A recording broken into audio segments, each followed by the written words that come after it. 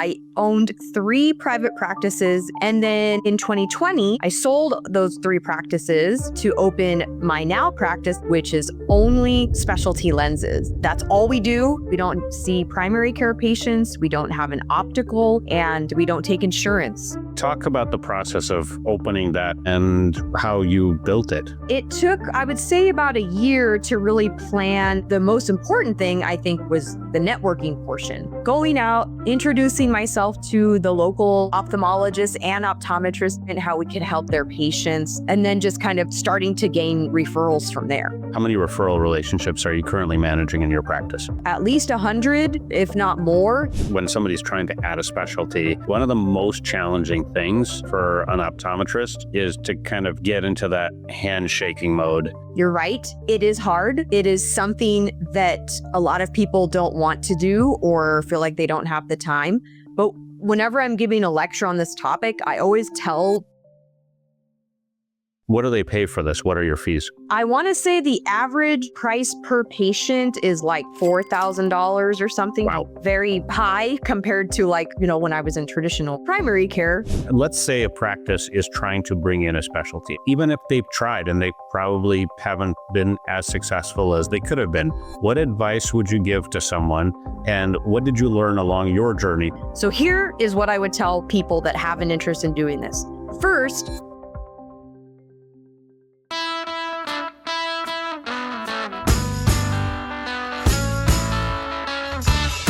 Welcome to the Power Hour, Optometry's biggest and longest running show. I'm your host, Eugene Shatsman, and today's guest is someone whose career path completely redefines what's possible in optometry private practice.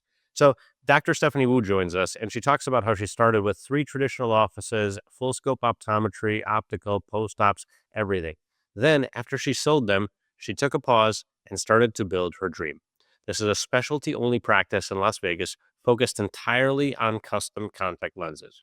No optical, no insurance, just specialty lenses. She's got concierge service. She's got 2-hour appointments, and she's got real impact for patients. And so we talk a lot about what that transition took. How did she build over 100 doctor network that is referring to her daily? And what did that take? What can we learn from that? Why does her average patient visit exceed over $4,000? And what can ODs do to successfully integrate specialty care inside of their practice? And she's got a lot to say on these topics. It's a massive amount of insight. But in the second half of the episode, we shift gears to something that's helping the entire profession. Wu University. This is her nonprofit. She founded it. It's already delivered more than 250,000 CE certificates, most of those for free. And we talk about how it started during COVID, what's behind its rapid growth, and just kind of the balance between in-person CE and virtual learning for busy doctors. So this is a really cool story. Yeah, we talk about passion, precision, paying it forward. I think you're really going to enjoy this episode. So before we dive in, just make sure that you're subscribed on YouTube, Spotify, Apple Podcasts so that you never miss an episode. And if you've got feedback or ideas for future shows, want to reach out for help, just send a note to me directly at eugeneshatsman.com or at the Power Hour website. I do respond and read every single message. And now let's go to the show with Dr. Stephanie Wu. All right, Dr. Stephanie Wu, welcome to the Power Hour. Excited to have you on the show. Thank you so much, Eugene. It is a pleasure to be here. Okay, so we have so much to talk about, and we're going to try to cram it all into one episode. So let's start with your practice. I think it's such a fascinating model, and if people don't know about it, they should. So I maybe start there, give people a little bit of context about yourself and the practice that you have.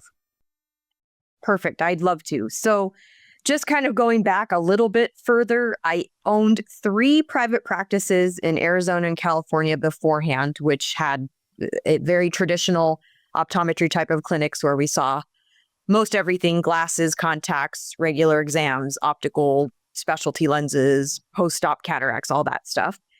And then in 2020, I sold those 3 practices to open my now practice in Las Vegas, which is only specialty lenses.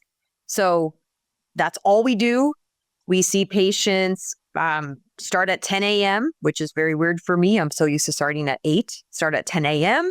We see, patients in 1 to 2 hour time slots, not my traditional 20-minute time slots that I had back in the day.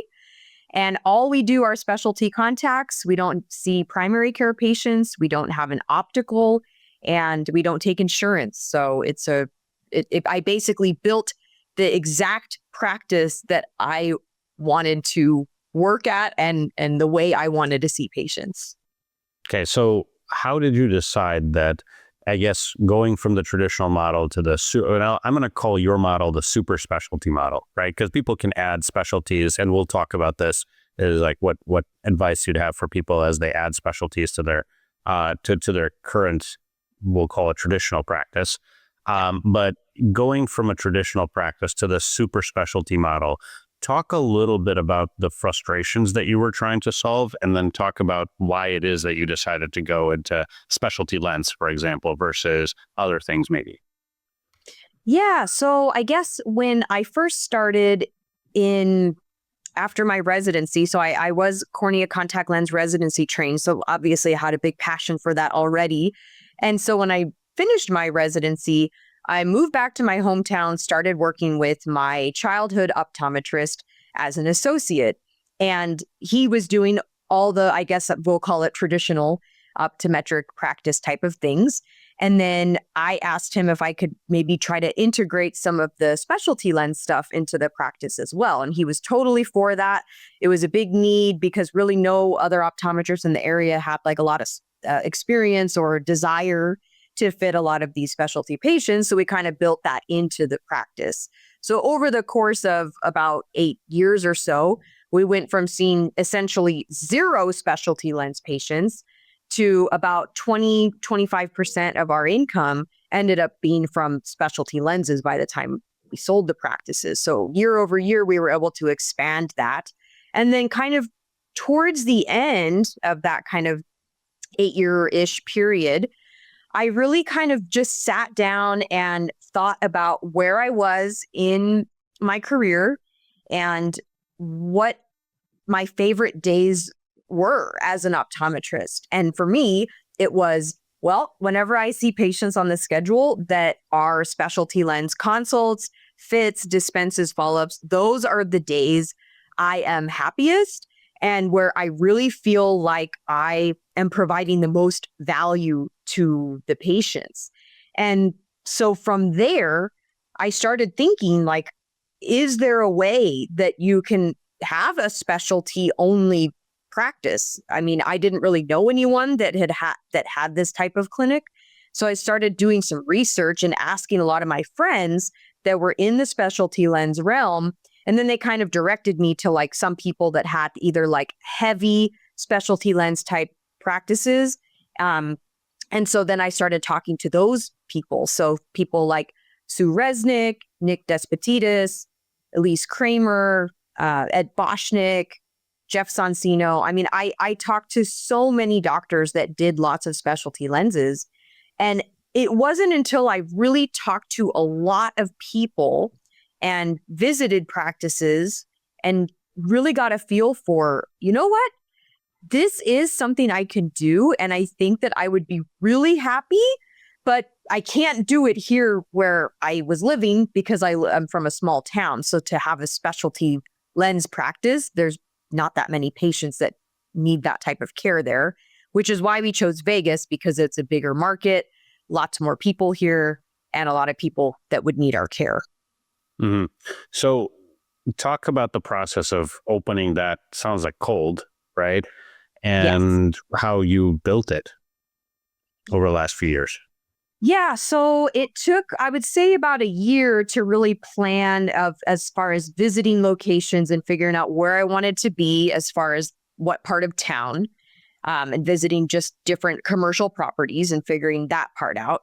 Once we had secured that, then we said, all right, we know where we're going to be.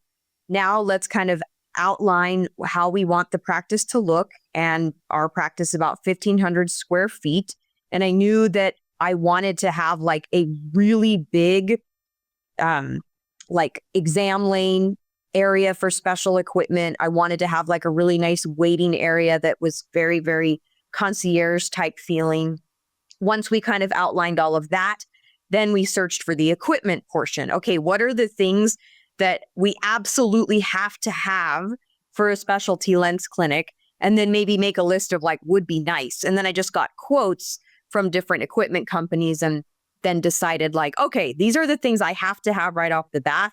These are some things that I can add in later once I have more income. And then once we figured that all out, then we started, getting all the licensing, all that, the business stuff. And then the most important thing, I think, was the networking portion.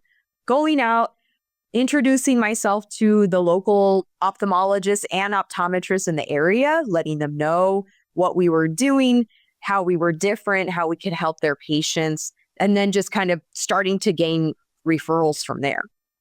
So when you have those types of conversations, because I hear this all the time, is that like when somebody's trying to add a specialty, one of the most challenging things for an optometrist is to kind of get into that handshaking mode of, I guess you also call it gripping and grinning, right? Like you got to go find the people and have a positive conversation with them, and also kind of describe a business relationship that might make sense.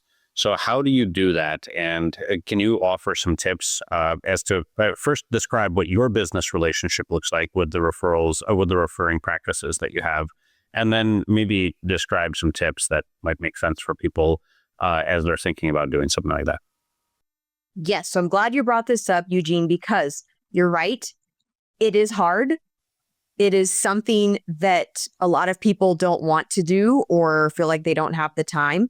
But whenever I'm giving a lecture on this topic, I always tell the audience, like 90% of the people in this room will not make the effort to go and knock on doors and introduce themselves and explain who they are, what they can do, how they can help their patients and have this great relationship. So it's really the people that even just take action. Those are the people that are going to get the referrals. And I know it seems so simple, but again, most people are just not going to put in the effort to actually do it. So if you are one of those people that are like, okay, I am going to do this, and you just show up and introduce yourself, those are the people that are going to get the referrals. So that's simply one by of just showing up, basically, is part of the showing up sounds like it's more than half the effort. Exactly. I think that just even taking that step to just showing up and saying, hey, I'm Dr. Wu. I would love to meet Dr. Smith. I'm new in town and I would just like to introduce myself. I don't think I had any clinics say no. I mean, maybe like one or two out of 100 clinics I visited over the last few years. But, just making the effort to show up and introduce yourself you've already won like half of the battle just by showing up. And then secondly, from there, just getting to know the other doctor, I think, is also equally as important as telling them of what you're doing, but also getting to know that doctor. What types of patients do you see? How can I help your practice? What are the types of patients that you would want me to send to you? So for a lot of the optometrists, I would ask them like what kind of patients they saw. And a lot of them would say, oh, we have like high-end luxury frames or something. And so it's like, oh, okay, so I can send patients to them that are really looking for like these really high-end luxury frame type of situations. Other people, they saw a lot of Medicaid patients. So they're like, okay, so if you have patients that have Medicaid insurance, like we would love to see them. Okay, perfect. So now I have a doctor that I could send those patients to. So I think it really needs to be more of like a back and forth relationship where it's like, it's not just you telling that doctor all the things that you can do, which is great. So they know what they can refer to you for, but also what can you do for them? So how many referral relationships are you currently managing in your practice?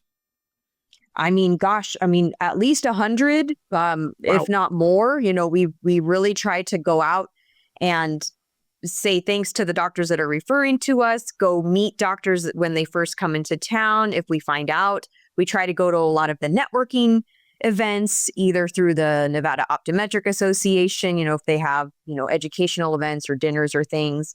So we're always trying to get creative and trying to reach as many doctors as possible and just kind of keep our names out there and just kind of introducing ourselves, or just keep maintaining those relationships as well. And go back to the technique. So like, do you literally just cold walk into somebody's office, or is somebody calling ahead and setting an appointment for you to show up and meet Dr. Smith? Or are you like literally just driving by, you pop in and you're like, hey, I'm Dr. Wu, I'd like to meet Dr. Smith? Great question. So in the beginning, I would call and ask when it was a good time for me to come and stop by. But with that, I found that like 80 to 90% of people would never call me back. So I'm like, okay, well, that's not good, which understandable, right? The staff are probably doing 1,000 other things. This is probably like low on their priority list to like get back to you. So then what I did is I got a list of eye doctors. I just kind of like Googled it, or, just kind of looked at to see what eye doctors were in like a certain area of town so that I could make the most of my time. So let's say on Monday, like my goal is to meet 8 eye doctors in this specific zip code. So I would go look, see who the eye doctors were, and just kind of make like a little route on my map. And then I would go and just show up. I wouldn't even call. I would just show up and just say, hello, I'm Dr. Wu. I'm new to town. I would love to meet Dr. So-and-so. Do they have some time for me to just introduce myself? And like I said, almost everyone would say yes, even if I had to wait, after they saw their patients and things, just kind of in between, it was totally worth it. So then it would be like, okay, then Tuesday I would go to another zip code part of town and then do the same thing and just kind of repeat. So I would say that the phone call situation, I really wanted it to work, and I thought that that was going to be the best way, but it's just no one really called me back. And so I was like, well, I better just start just randomly showing up. Yeah, I mean, I think, were you a Girl Scout by any chance, selling cookies door to door? Yes, I was. Okay, so like that's the training our kids need to be able to be comfortable with doing something like this. But I think a lot of people would be a little bit uncomfortable. But I also realize that that's exactly why 90% of the people won't show up, as you said. But also, I think about it from the perspective of the doctor that's in the exam lane. Like, it's one thing to keep like a sales rep waiting in the lobby, but another doctor, like, that's a colleague, and I don't want to keep a colleague waiting in the lobby. So like, there's a really good chance they're going to see you if you show up. Now, what about your positioning though? Like, are you worried that if a doctor, and I can just think of like, what are reasons people say, well, I don't want to do that. Well, maybe one reason they don't want to do that is because they're worried that this doctor will perceive them as like not successful or not busy because they have time to just like show up to random offices and, position themselves. I guess you could view that, if you're trying to think of like all the negative things or things that could be thought of or said.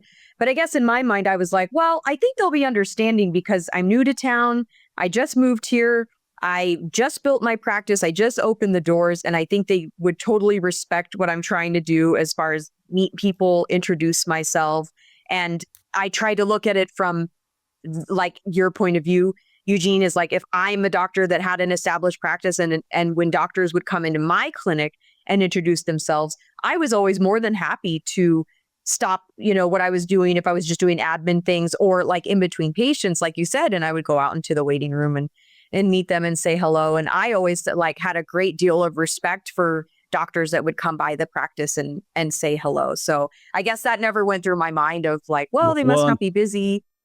And I think what you're doing is you automatically, in your positioning, you gave a reason why I'm new to town, but there could be any reason why. As a marketer, and I do a lot of analysis of why people make decisions the way that they make decisions and kind of consumer psychology, and we're all consumers. I think the reality is that any reason why is good. Even if I was driving by your office and I thought, I drive by your office often and I thought it would be good to pop in and say hello or to introduce myself. Like, that's a fine reason to go in. So, but let's just keep the technique going. So, okay, so then the doctor comes out in between patients, and like, how long do you keep them engaged, and how much effort do you have to put into that relationship in order for the referrals to start coming in? Tell me more about what you do.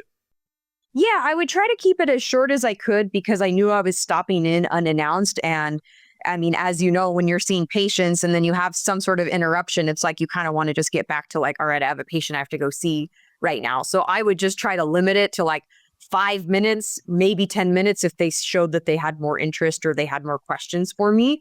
And I would basically bring a folder that had 3 things. It would have my biography, just a quick snapshot of like why I'm qualified to see these types of patients. It would have a referral form that was super easy to fill out that they could make copies of. And then it also just had like a very small snapshot of like why choose us, and just some very quick little facts, and just something that like if you looked at it, it's like, oh, okay, like these are the types of patients that she wants to see or wants us to refer to. So I'd give them like this little folder with some those things and some business cards, just explain like what kind of patients we see, how we can help them. And then again, I would always get their business cards as well and find out what types of patients they like to see and what type of patients would be helpful for them, for me to refer over to them. So kind of like a mutual exchange, and try to keep it, 5 minutes so they could get back to seeing their patients. Got it. And then what's the follow-up like? Are you scheduling like a follow-up meeting on the spot to check in, or are you, do you find that it takes a couple visits in order to get someone to start referring to you? Yeah, I wouldn't schedule a follow-up right then. And maybe I should have, but that I'm sure you know more than me with all the marketing experience you have. But I never scheduled any follow-ups. I would just, give them my card, my personal cell phone information, and just say, call me or text me anytime if you have a question, or even if you have a patient case where you don't know what to do. I'm always happy to just like help that person out if maybe they don't know, like, hey, do you think this person has keratoconus? I'm happy to like help give my opinion on that patient, even if they're not sending them to me. So I think just kind of showing that you care about that doctor and their patients, and the community as a whole is really good. And then sometimes it would take a couple times of me visiting and saying like, oh, hello, like I don't know if you remember me, just all this stuff. And then again, like we're just continue the marketing efforts. So, okay, maybe the next time I'm not coming in, maybe it's like sending off a mailer that has like an interesting case report that of a patient that we saw, like with information on how to refer. I got that idea from, there's a vision therapy doctor here in Vegas that she sends out these kind of quarterly, like really interesting case reports on patients that she helps with that you might not think need vision therapy. And so I was like, oh, this is such a cool idea. And so that might be the next marketing effort. And then maybe the next one is like we would host, we'd hosted like a cocktail hour for like the referring doctors, or even, just the doctors in town, just to kind of learn more about us, where we had some cute case reports, like a snapshot, and we had them framed in like a poster board of like referred by Dr. So-and-so. And it just had like pictures of like this patient, quick synopsis, 28-year-old, keratoconus, fit with scleral lenses, 20/20 vision, like just something really quick.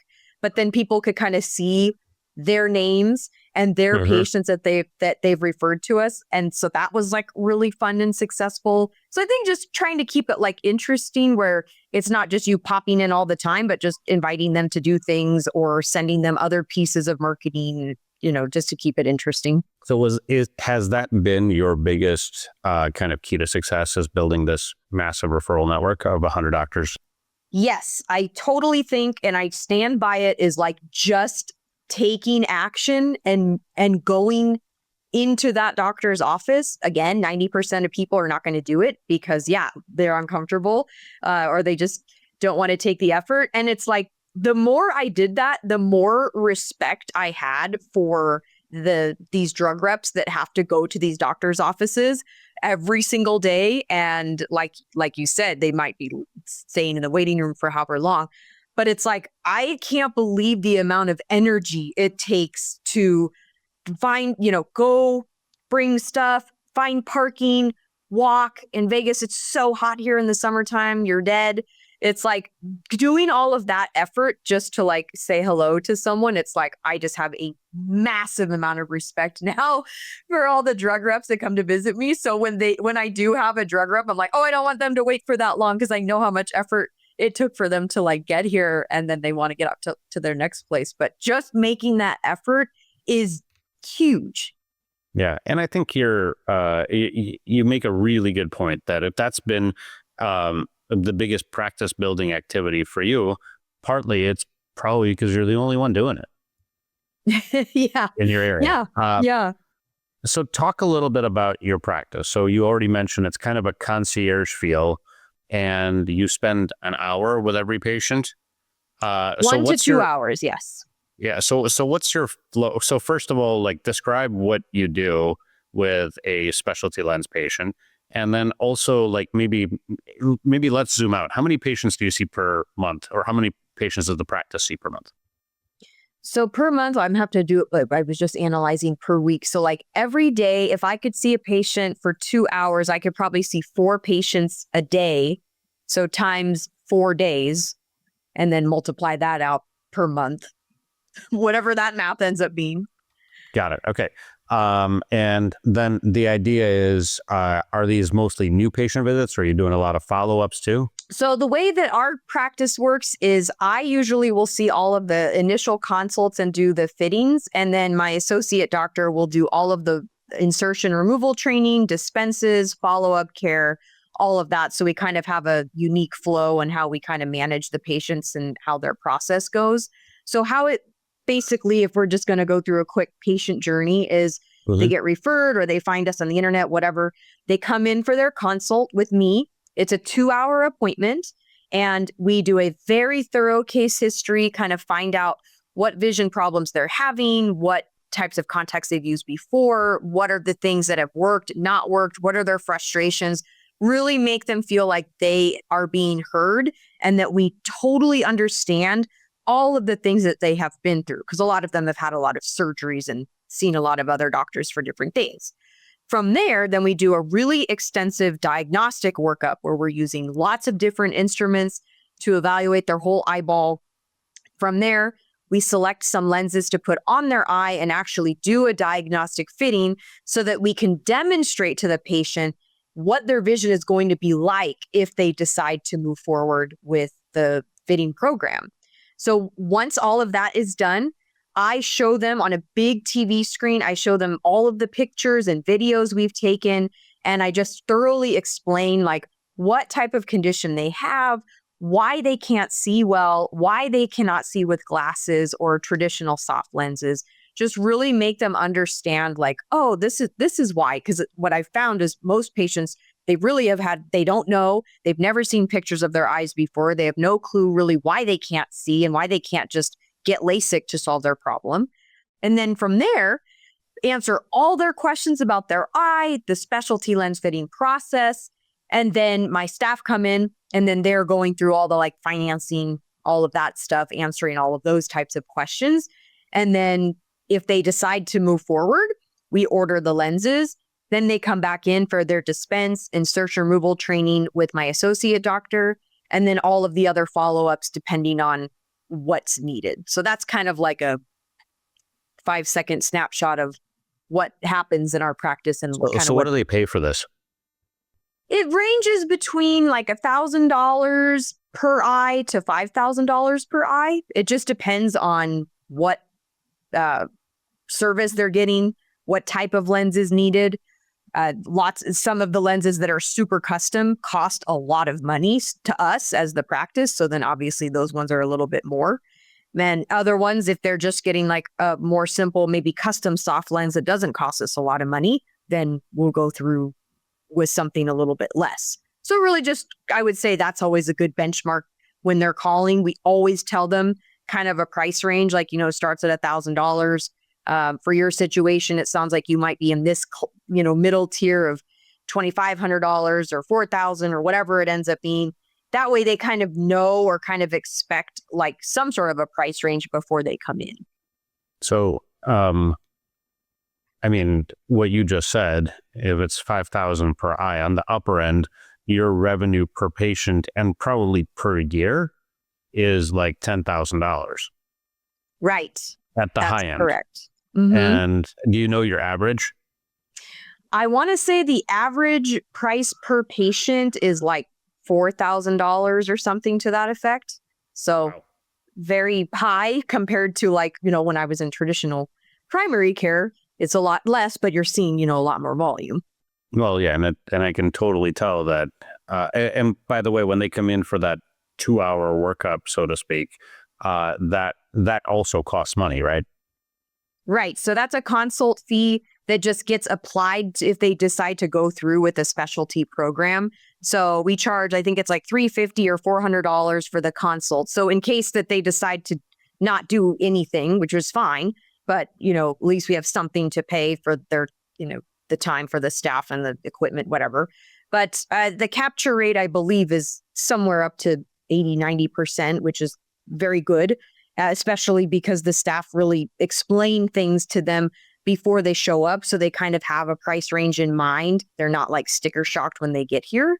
And yeah, so that and that's kind of one of the big benefits of running a specialty referral business, because, they don't expect this to be like it's not like an upsell. It's I'm coming in for a specialist, really. Right. And that's kind of the idea. Yeah, and I think it's tough because when patients call and they're like, "Well, why would I see you guys instead of going and seeing a doctor that just takes my insurance?" And it's like, yeah, absolutely. Here's all the things that we can offer that a traditional practice that's taking insurance maybe can't. So a traditional practice taking insurance, guarantee you, is not going to spend 2 hours at every patient appointment with you. That's just not possible with the rates that insurance pay. You're the only patient in the office the entire time. That you're with the doctor the whole time. All of these things that you just can't do in an insurance type of setting. And that was when I was developing the practice. I was like, I know that there are patients out there that want this type of experience where they want to be with the doctor for an hour, 2 hours. They want to be the only patient in the office and not feel rushed. They want to be heard. They want their hand to be held through this whole process. They want that like 5-star customer service experience. That was just my hope and my vision that when I started the clinic. Yeah, and I mean, if you think about kind of the amount of overhead in terms of, let's just put it this way, in order for you to run a practice that, let's say is a $3 million practice, is different than for a traditional practice to run a $3 million practice, with the number of staff, with the amount of space you need, with the amount of equipment you need. I mean, realistically, even though you have probably a lot of specialty equipment, it doesn't sound like you have a lot of exam lanes. It doesn't sound like you have to deal with inventory. It doesn't sound like you have to deal with a large team in order to be able to do this. How big is your team, Stephanie? We have myself, so I see patients 1 or 2 days a week. I have my associate that sees patients 1 or 2 days a week. And then we've got 1 full-time staff member and 1 part-time staff member. Wow. So it's really a very small group. Like you said, Eugene, it's like cutting out like all the different things and being laser focused on something that you truly love and are passionate about, I think makes a huge difference. I don't know if you've ever read that book, The Pumpkin Plan, but I feel like I'm like, oh my gosh, I feel like I'm doing this kind of thing that he's talking about, where it's like, I'm only focusing on these types of patients, the 20% of these types of patients that I really love and care to serve, and getting rid of like all the insurance and the optical and the inventory and all the stuff that like I just did not have a passion for. Yeah. And so I guess, now flip it for me, because most of the audience is not going to be in the position to be able to kind of exit their practice and start a new one and do all this cool stuff. Like, let's talk for a couple of minutes about, if you are, let's say a practice is trying to bring in a specialty, and let's even call it like, okay, let's say somebody is trying to get into doing more sclerals or more of this. And even if they've tried and they probably haven't been as successful as they could have been, what advice would you give to someone? And what did you learn along your journey? Because you mentioned, running that practice for 8 years and then consistently growing the amount of specialty that you guys were doing. Talk a little bit more about what you learned along the way and what advice you would give to somebody who is trying to get good at specialty lenses.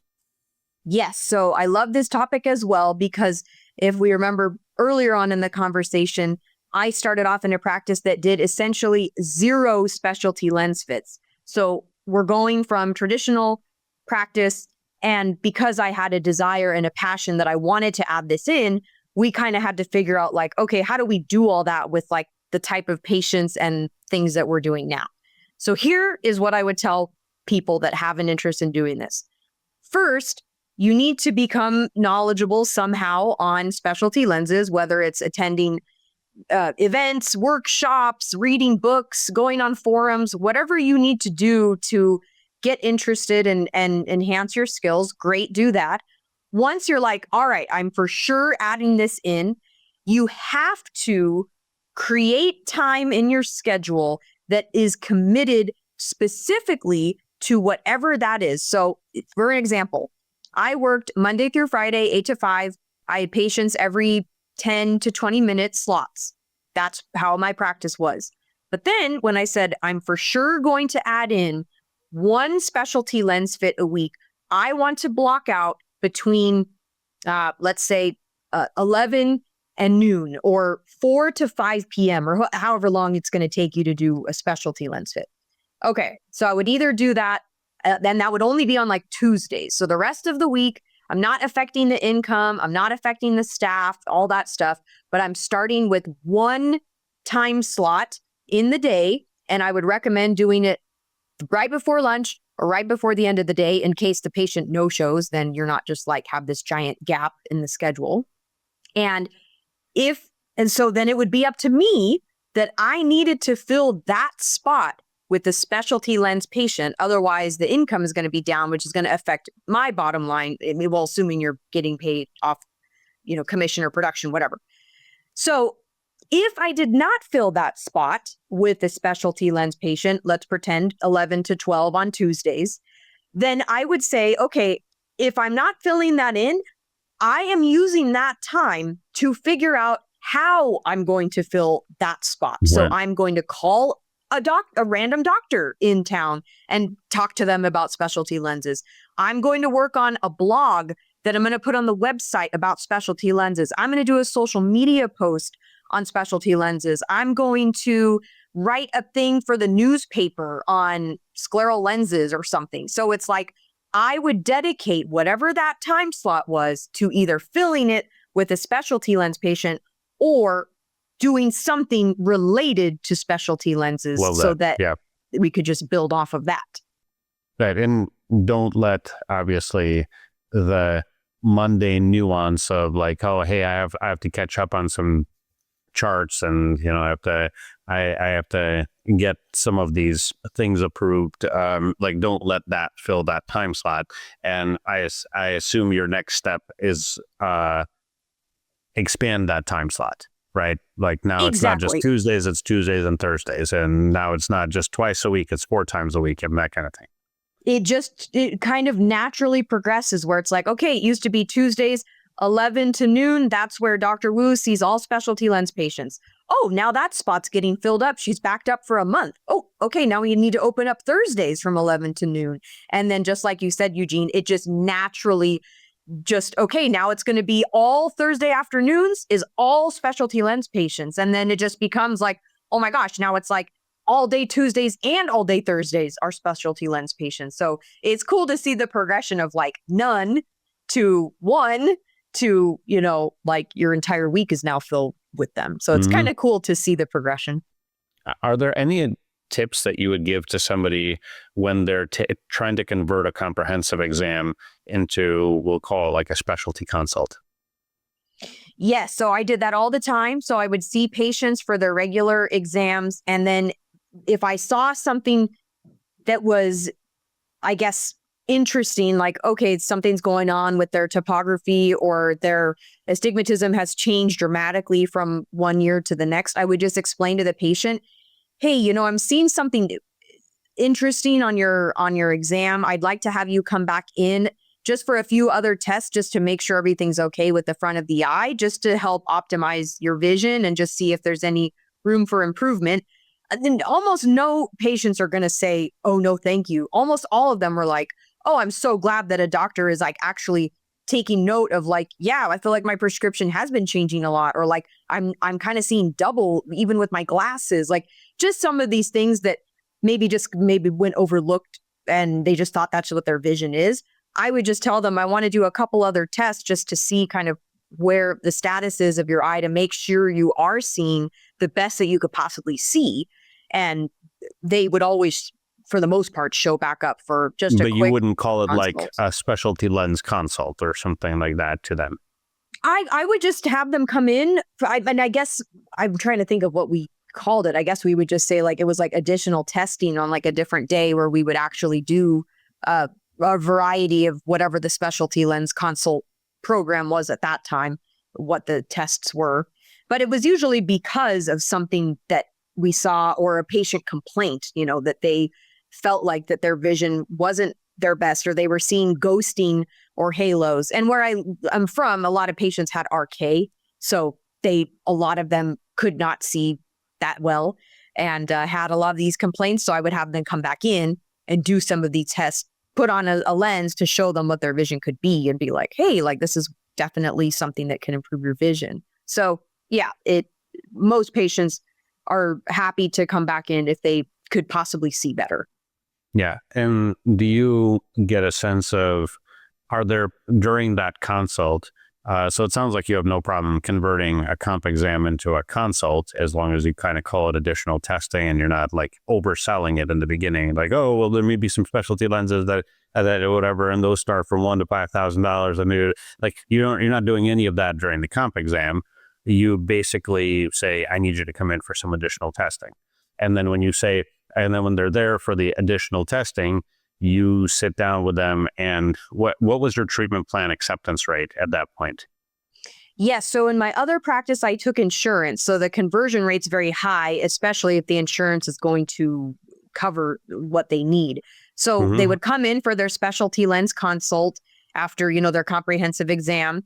And then we would put some lenses on, show them what their vision could be. And then I would explain again, like why they cannot see their best with their glasses they're used to, or the soft contacts they've been fit in all these years. So then we would have that conversation.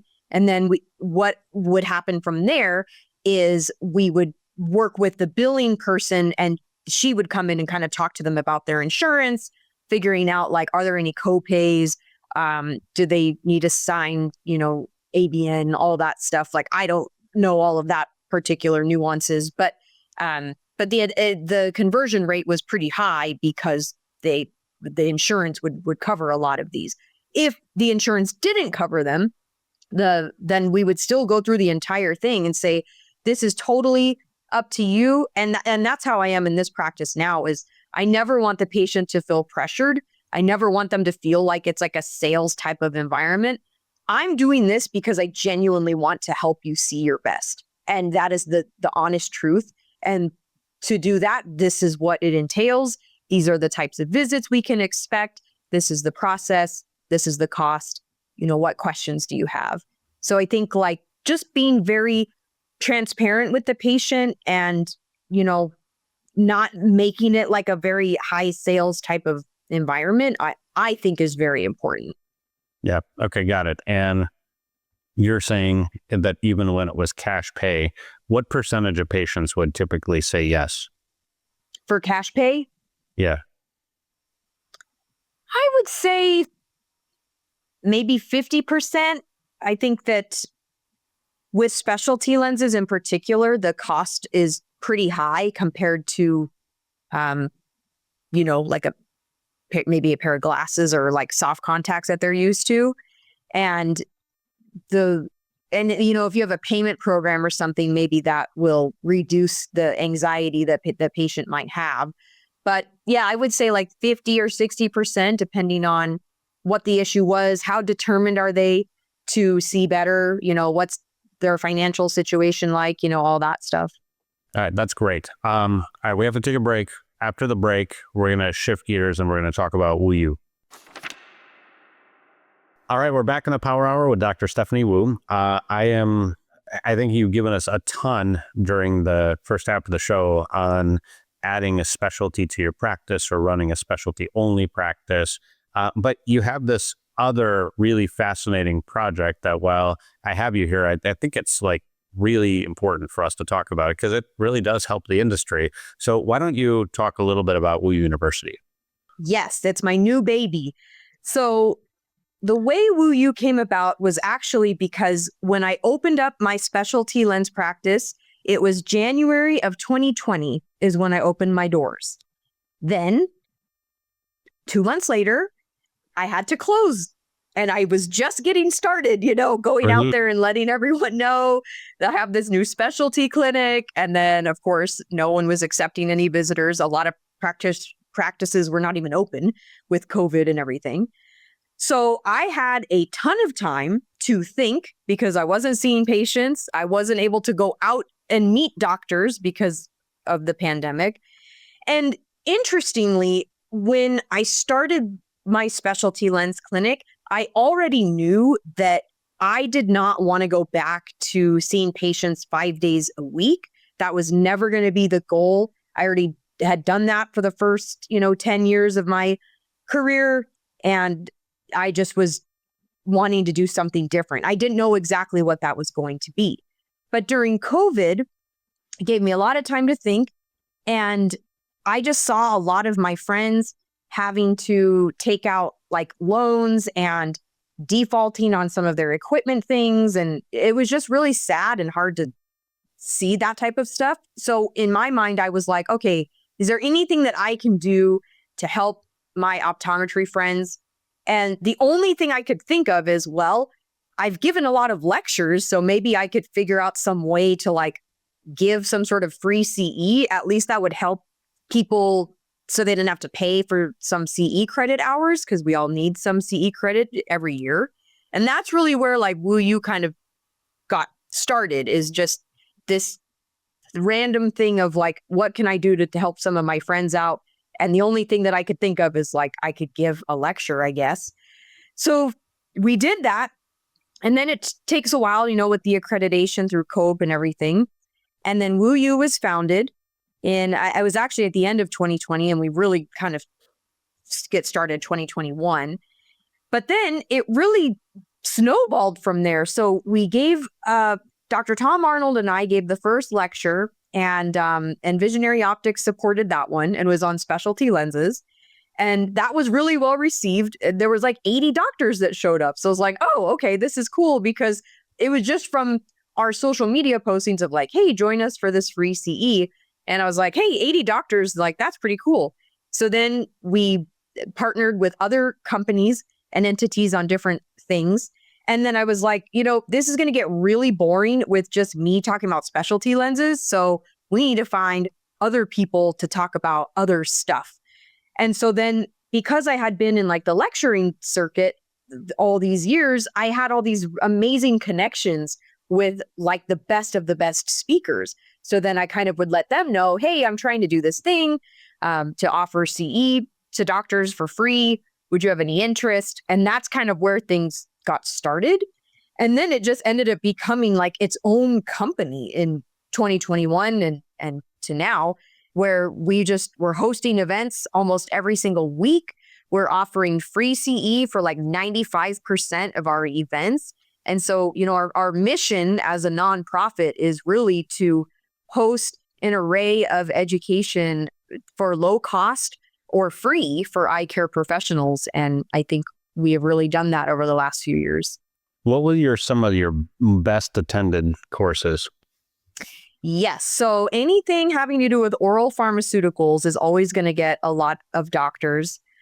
We had one that was like 1,900 doctors showed up last year, and that was Dr. Vin Dang. He was talking about glaucoma and eyelid issues and ocular surface issues. That was super well attended. We just hosted a retina series. That one, I was logged in the other day. There was like over 1,600 doctors that were tuned in, I think, to Dr. Julie Rodman's course. She was talking about retina pearls. So it's cool because we have all of these different topics, all of these incredible faculty, and, most of it is free. So it makes me feel really good because I just feel like we're providing such an incredible service to optometry, my colleagues and friends. And it's been super fun and incredibly rewarding. How many CE certificates have you distributed? Yes, to date, we have delivered over 250,000 CE certificates with the help of iCare Pro, actually. So they have been amazing as far as helping us distribute the CE certificates to all the doctors, and they've been a great partner with us as well. Yeah, it's really, really cool. So you've been able to touch, certainly it sounds like there's probably quite a few repeat docs, but so talk to me about, and what do you hear? Because there's obviously a lot of in-person CE events as well. So when is an in-person CE event more appropriate? When is a online CE event more appropriate? Great question. And that was kind of when I was developing Woo You, I was trying to develop it as, on one hand, if I was an attendee going to a CE, like what's important to me as a doctor, like that's going to one. So for me, it was like, it has to be really easy to register. It has to be easy to attend. Like I had been on so many virtual CE platforms that were like really not user-friendly, clunky, couldn't figure it out. So I was like, it needs to be something very, very simple and easy to use. It's got to have very high quality education, like doctors that I really want to learn from. And, cost, being free would be like a huge bonus. So that's kind of the thought process of where I was going with it. And, from someone that is from a rural area, it was really hard for me as a doctor that was seeing patients 5 days a week to go to some of these in-person conferences. So I would have to drive 3 hours to an airport, fly to wherever the meeting was, get a hotel, food, pay for the registration of the conference, miss time away from my practice, so I'm not getting paid. And, it's like all of those expenses really add up. And so in my mind, I was like, gosh, if you could just get a lot of your CE virtual, depending on your state and stuff, that seems like a great thing because you're getting the same lecture that you would get at one of these major meetings, assuming you could get that faculty member to give that same lecture. But you're sitting in your home, you're not having to spend all of this money and time away from your practice and your family. So that's really where I love the virtual component for those things. And the in-person component, I think that there's nothing that can really ever replace the face-to-face networking aspect of these meetings, not even necessarily CE, but any sort of networking component is going to always be more effective. There's just something about that human interaction. So that's why we sprinkle some of these. You built a whole business on 5-minute in-person human interactions. So I totally agree with you. I think that there's value maybe sometimes in the lecture, but oftentimes in the other people who are sitting in the lecture when you're in person. But at the same time, from both a convenience standpoint and from a fit into kind of your busy lifestyle standpoint, nothing beats virtual as long as you can get the same quality material. That's why I think it's just good to have both options, right? Sometimes you want to go and see your friends and your colleagues or be able to talk to the lecturer face to face. A lot of people go up to the faculty after their CE and ask them questions. Like there's just something about like that human interaction, like you said, Eugene, that's like so important. But then also having the virtual component of like, you're not taking time away from your family or your practice or having to spend all this time and money going and traveling. I think it's a balance. Yeah. And I think it's different too, because I think you do some of each, right? And you're absolutely right. Every time I give a lecture, I always end up, in the room for another 30 minutes where you get to answer questions and you get to make a big impact, and a lot of things that happen in those little conversations afterwards where you can be like, oh, I can tailor this to this particular person. I can give them a really good tip to help them out. And at the same time, again, if you're going to check a box, that's a completely different story. And I've been to a lot of those lectures too, where I can see right at the, at the 50-minute mark for a 1-hour lecture, people are getting antsy and they're looking for the QR codes that they have to scan, right? So, Yep. I think the truth is that it makes a lot of sense, and the fact that it's free, and the fact that it's you're doing it in collaboration with the industry, which means that oftentimes, I guess, I was going to ask you kind of one of my last questions is what's the involvement of the industry in some of these things, and how much of a course on WooU is like a commercial for something in the industry? Yeah. So, we've got grantors and we also have sponsors. So those are two different types of funding. So the grantors, they don't have any sort of commercial interest. They are just happy to fund the education to meet the demands of their educational initiatives. So that's one source of funding. And then the other are from the industry sponsors, which has been huge. So, of course, they're going to have an interest in whatever their service or product is. But they're really great because we partner together to figure out like a course or some sort of event that would make sense for them to like exhibit at or be a sponsor of, because it like relates to their product or service somehow. And so the industry has been huge in supporting what our mission is, what our initiatives are, and they know how many eye doctors we're helping. So it's been just such an incredible amount of support in both the sponsors and the grantors.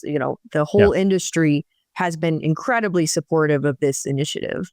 And there are obviously restrictions, but that COPE places on how much, how much sponsorship-based messaging there could potentially be in any course. So I don't think it sounds like you found the balance there really well. Yes. Yeah. You have to follow all the rules to a T. And so we have everything that is, separate. So if the messaging is taking place, it's always in a different room. Same thing if we were doing an in-person meeting, all of the exhibitors and anything with logos and stuff has to be outside of the CE specific room. So you do have to follow all of the guidelines. How do you do that virtually? How do you get them in a different room? So the basically the sponsor, if it's a sponsored series, is like waiting in a separate Zoom room that is not taking place where the CE is. So once the CE has concluded, then attendees click on a link and then they can go transfer over into the sponsor room if they want to hear from what the sponsor has to say. Interesting. Oh, that's great. That's Yeah. I think you got technology working to your benefit for sure. So if people want to get more information about the courses, just go to woou.org, right? That's it. Yep. Just you could search WooU. You could search woou.org. We always have stuff on our Instagram and Facebook feeds as well as far as upcoming events. They're all really easy to register and attend, and be happy to see everyone there. Yeah. All right, Stephanie, such a pleasure having you on the show today. I think this has been an awesome episode. Thanks for sharing all your knowledge, and thanks for everything that you do for the industry. Thank you so much. Bye.